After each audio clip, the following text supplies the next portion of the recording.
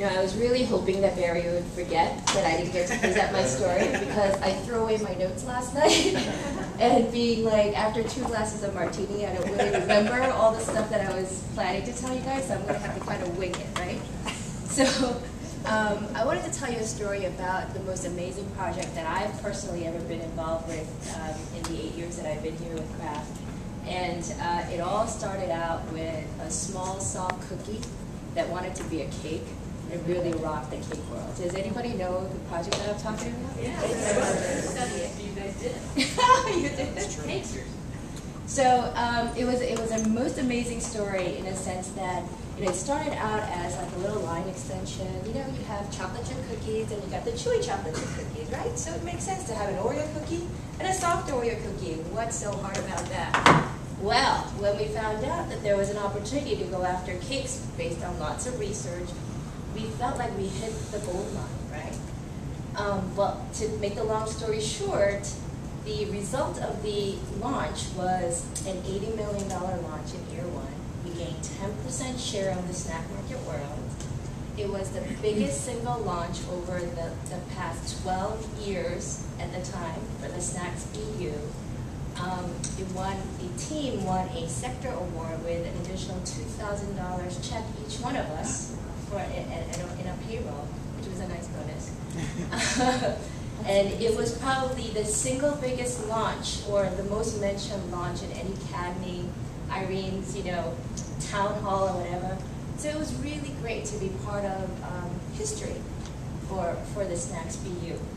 Now that's the cover story, right? That's like all the glory stuff. What you don't know is the skinny behind how we all got there, because it wasn't really a glorious road at all.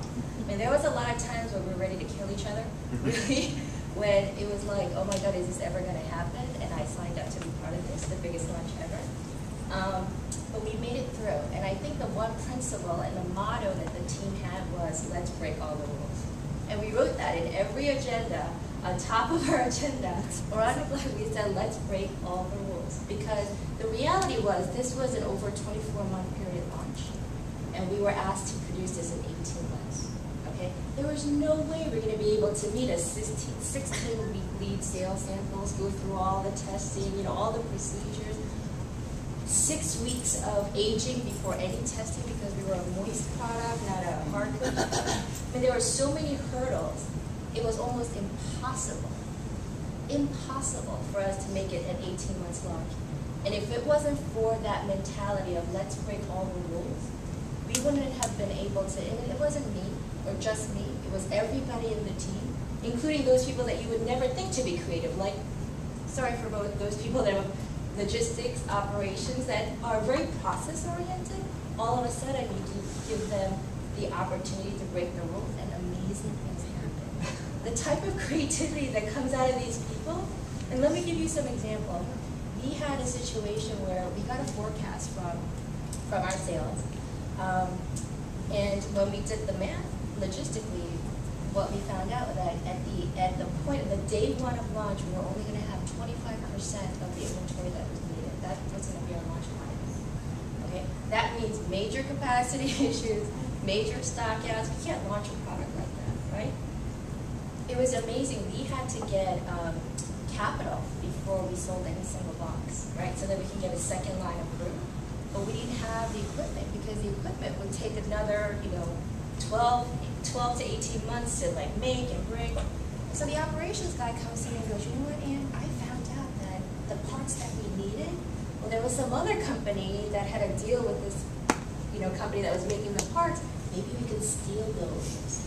Okay, so he had a way, like he had a really good relationship with this person or this vendor, and they found a way to take those parts and give it to us early, and they were going to make another one for that to fulfill their order, because they didn't need it fast enough.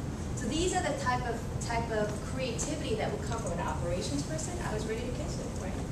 The type of testing that we did was things that probably be used post Cakesters for other fast track launches, but we created those. We were actually changing formulation into 3 weeks prior to the official startup. We actually launched with a formulation that is not the formulation today. know, for the first 4 weeks of production, it was a totally different formulation, and then we swapped it.